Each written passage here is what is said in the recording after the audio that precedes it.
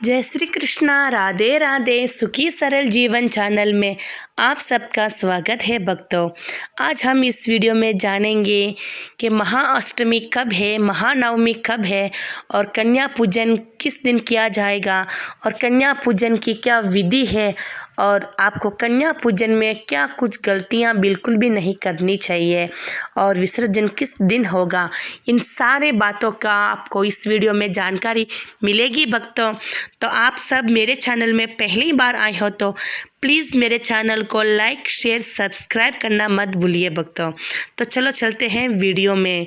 तो वीडियो में सबसे पहले तो हम जानेंगे कि 2022 महाअष्टमी किस दिन मनाई जाएगी। तो देखिए भक्तों, इस बार 3 अक्टूबर सोमवार के दिन महाअष्टमी का पर्व मनाया जाएगा भक्तों। और महानवमी है जो 4 अक्टूबर मंगलवार के दिन महानवमी का जो महापर्व है वो मनाया जाएगा भक्तों। और विसर्जन होता है, इस बार विजयदशमी है 5 अक्टूबर बुधवार के दिन विजयदशमी का पर्व मनाया जाएगा भक्तों। तो आपको जो भी भक्त नवरात्रों का व्रत करते हैं उन्हें कन्या पूजन करवा के ही उनका व्रत संपूर्ण होते हैं भक्तों। तो कन्या पूजन कोई भक्त महाअष्टमी के दिन भी करवाते हैं और कोई भक्त महानवमी के दिन भी करवाते हैं। तो भक्तों, नवरात्रि तो 9 दिनों की होती है, तो सबसे श्रेष्ठ तो नवमी के दिन कराना ही बहुत अच्छा होता है। लेकिन भक्तों, कुछ भक्तों के अपने अपने घर के परंपरा के अनुसार वो कुछ भक्त महाअष्टमी के दिन भी कन्या पूजन कराते हैं भक्तों। तो आपके घर की परंपरा किस तरह है, आप वो देखकर आप महाअष्टमी को भी कन्या भोजन करा सकते हो और महानवमी को भी आप कन्या भोजन करा सकते हो भक्तों। यदि आप जो कन्या भोजन कराने से पहले आपके घर में हवन करने की जो परंपरा है, तो आप हवन आपको महाअष्टमी के दिन ही आपको हवन करवाना चाहिए भक्तों। और हवन करने के बाद ही आपको कन्या का भोजन कराना चाहिए, क्योंकि हम हवन करते हैं तब हमें हवन में हम जो भी हमने भोजन प्रसाद बनाया है वो हम हवन में भी हम आहुति के रूप में देते हैं। तो हमें पहले हवन करना चाहिए भक्तों। हवन करने के बाद ही हमें कन्या भोजन कराना चाहिए, यदि आप अष्टमी के दिन कन्या भोजन कराते हो। नहीं तो सर्वश्रेष्ठ होता है कि आप अष्टमी के दिन हवन कीजिए और नवमी के दिन आप कन्या भोजन करा सकते हो और विजयदशमी के दिन हमें विसर्जन करना होता है भक्तों। तो ये तो है हम कब किस दिन हमें कन्या भोजन कराना चाहिए उसकी जानकारी भक्तों। और अब मैं आपको बताऊंगी कि हम कन्या पूजन की विधि क्या है। तो भक्तों देखिए, आप कन्या पूजन कराते हो तब आपको सभी कन्याओं को घर एक दिन पहले जाकर उन्हें बहुत आदर पूर्वक से उन्हें निमंत्रित करना चाहिए एक दिन पहले ही आपको। और तत्पश्चात आपको दूसरे दिन जब कन्या हमारे घर पे आती है तब आप कन्याओं को आप बहुत आदर सम्मान से उन्हें आवाहन करना चाहिए अंदर। और आप उनके पैर धुला के स्वच्छ पानी से उनके पैरों को धोकर स्वच्छ वस्त्र से उनको पैरों को पूछना चाहिए भक्तों। उसके पश्चात आपको उन्हें एक स्वच्छ आसन पर उन्हें बिठाना चाहिए आपको। और उन्हें स्वच्छ वस्त्र पर बिठा के उनके हाथ में एक कलावा या मौली कोई भी लाल धागा आपको ज़रूर बांधना चाहिए।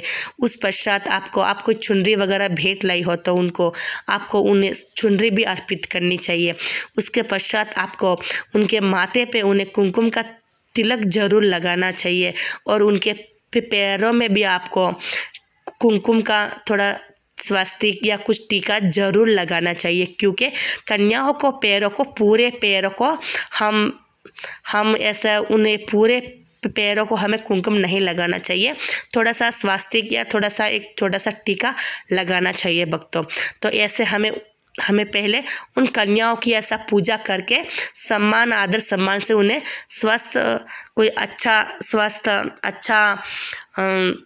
साफ सुथरा आसन पर उन्हें हमें बिठाना चाहिए। उसके पश्चात आपने जो भी भोजन प्रसाद बनाया है उस प्रसाद को आप पहले भगवान को भोग लगा के, मतलब माता रानी को आपको भोग लगाना चाहिए। उसके पश्चात आपको कन्याओं को भोजन कराना चाहिए।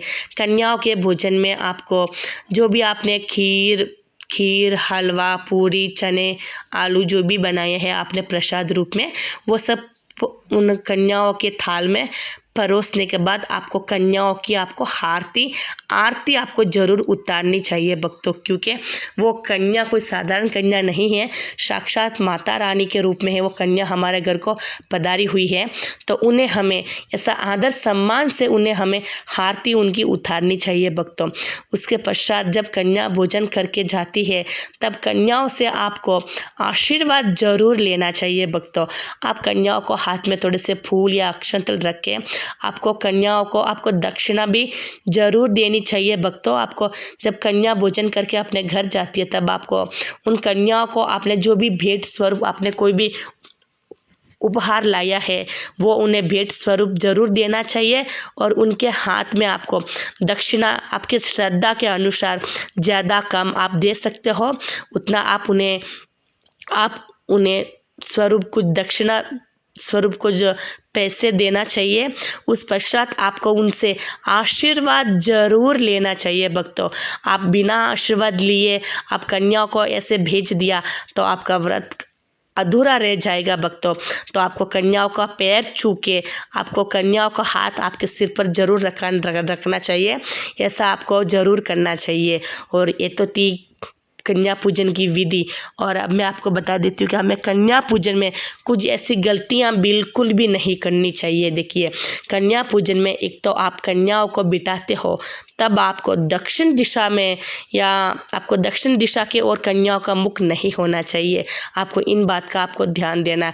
आपको पूर्व या उत्तर दिशा में उन्हें बिठाना चाहिए भक्तों, इस बात का भी आपको ध्यान देना चाहिए। आपको पश्चिम की तरह या दक्षिण की दिशा उन्हें नहीं बिठाना चाहिए। और कन्याओं को जो आप भोजन बनाते हो उस भोजन में आपको किसी भी प्रकार की तामसिकों का चीज़ नहीं होनी चाहिए, जैसे कि लहसुन, प्याज, कुछ बैंगन, इस बैंगन का, कुछ पालक का या मसूर की दाल का, इस तरह का भोजन नहीं होना चाहिए भक्तों। और एक बात, आपको कन्या पूजन में आपको कभी भी उन्हें खट्टे फल उन्हें नहीं आपको देना चाहिए। तो इन बातों का भी आपको ध्यान जरूर रखना चाहिए।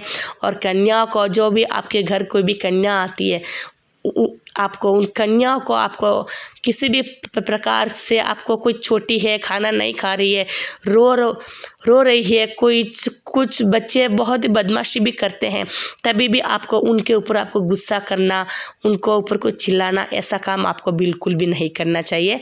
उन्हें समझा बुझा कर उनको भोजन खिला के आपके घर से विदा करना चाहिए। तो ऐसा हमें करना चाहिए भक्तों कन्या पूजन में। और आपको कन्या पूजन में आपको उनको आपको फल कोई भी नहीं देना चाहिए, क्योंकि फल देते हैं तो हमारा पूजा का, कहते हैं कि जो फल उनको देते हैं तो हमारा भी पूजा का फल पूरा उनके साथ ही चला जाता है। तो कन्या पूजन में आपको कन्याओं को फल भी नहीं देना चाहिए। आप उन्हें कुछ मिठाई वगैरह, कुछ आप उन्हें चॉकलेट्स वगैरह, वो सब उन्हें आपको भेंट में दे सकते हो। तो ये थी भक्तों आज की मेरी जानकारी। तो ऐसा हमें उन कन्याओं को विदा करना चाहिए भक्तों। और आपने व्रत रखा है तो आपने 9 दिन का व्रत रखा है आपने, तो आप कन्या भोजन करवा के आप भी अपना व्रत खोल सकते हो भक्तों। यदि आप पहले दिन का या आखिरी दिन का व्रत रखा है तब भी आप कन्याओं को भोजन कराने के बाद आप अपना व्रत खोल सकते हो भक्तों।